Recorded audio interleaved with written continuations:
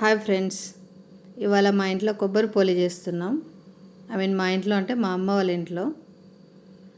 First కొబ్బరి మొత్తం నీట్గా క్లీన్ చేసుకొని మిక్సీ చేసుకొని ఇలా ఫ్రై చేసుకోవాలి. ఒక 2 స్పూన్స్ నెయ్యి యాడ్ చేసుకోవాలి. ఇది బాగా ఫ్రై అయ్యాక కొద్దిగా బెల్లం యాడ్ చేసుకోవాలి. బెల్లం మరీ ఎక్కువ అవసరం లేదు, దీనికి కొంచెం తక్కువ వేసుకున్నా కూడా స్వీట్ సరిపోతుంది కొబ్బరి పోలికి.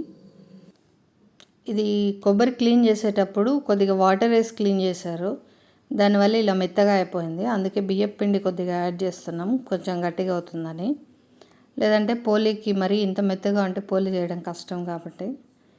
అలాగే కొద్దిగా ఇలాచీ పౌడర్ కూడా యాడ్ చేసుకోవాలి. సో ఇది ఇంకా దీంట్లో ఉన్న వాటర్ ఫుల్ డ్రై అయ్యే వరకు కొంచెం ఫ్రై చేసుకోవాలి బాగా. లో ఫ్లేమ్లోనే బెటరు, ఇలా వస్తుంది. సో ఆల్రెడీ మైదా పిండి కలిపి పెట్టుకున్నాం హాఫ్ అన్ అవర్ ముందు. సో ఇంకా పోలీలు చేసుకోవాలి.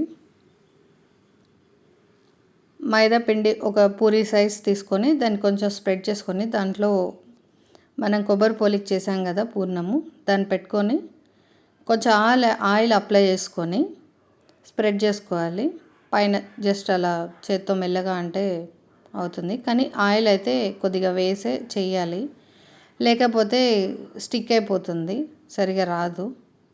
సో మళ్ళీ అక్కడ మనం కాల్చుకునేటప్పుడు ఆయిల్ అవసరం లేదు, ఎందుకంటే దీనికి ఆల్రెడీ ఆయిల్ అప్లై చేస్తాం కాబట్టి ఇదే ఆయిల్ సరిపోతుంది. మనం పెనంలో వేసుకునేటప్పుడు మళ్ళీ ఆయిల్ వేసుకోవాల్సిన అవసరం లేదు. సో పోలీ అయితే చూడండి ఎలా వచ్చిందో. కానీ కొబ్బరి పోలీలు చాలా బాగుంటాయి తినడానికి. ఫ్రిడ్జ్లో పెట్టుకుంటే మీకు ఒక 15 days అయినా స్టోర్ ఉంటాయి. ఎవరైనా ట్రై చేయాలనుకునే వాళ్ళు ట్రై చేయండి, చాలా బాగుంటాయి టేస్ట్ అయితే. చూడండి.